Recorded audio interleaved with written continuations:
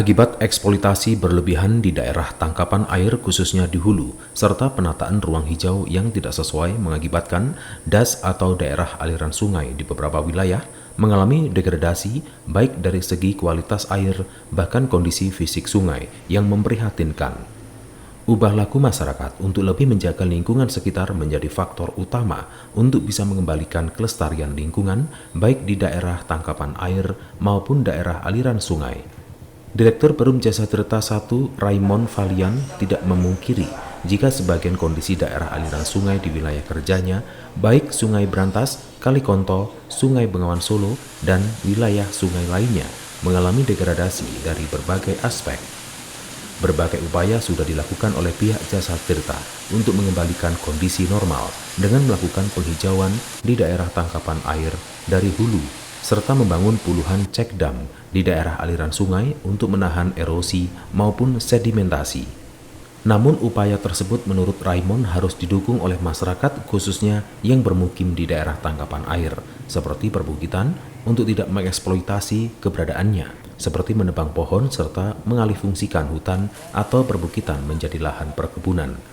Di sisi lain, untuk memaksimalkan normalisasi daerah aliran sungai serta daerah tangkapan air, pemerintah harus ketat dalam memberikan izin pembangunan, mengingat tidak sedikit saat ini bermunculan bangunan-bangunan besar seperti villa bahkan perhotelan yang notabene dibangun di daerah tangkapan air, semisal perbukitan, dengan tidak menghiraukan AMDAL atau analisis dampak lingkungan sekitar.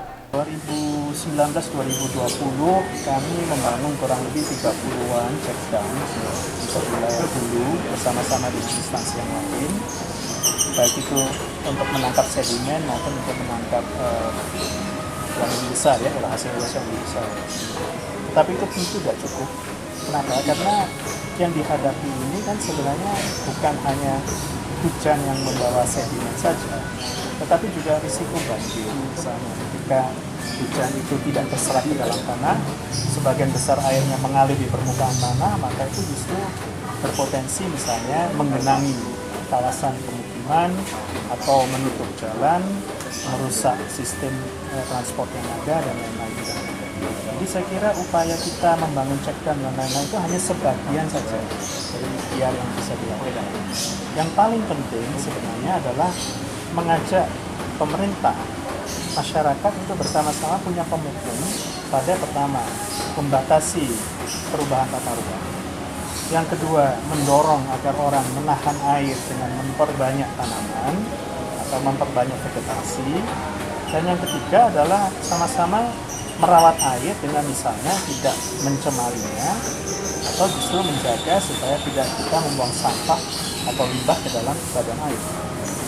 Lebih lanjut, Raymond menjelaskan banjir serta longsor yang terjadi di musim penghujan yang terjadi di beberapa wilayah baik kota dan kabupaten tidak terlepas dari degradasi tersebut. Kerusakan di daerah resapan air serta beralihnya fungsi hutan atau perbukitan menjadi salah satu penyumbang terjadinya banjir dan longsor. Begitu pula dengan kesalahan tata kelola ruang. Dari Kota Malang, Saiful Akbar ATV melaporkan.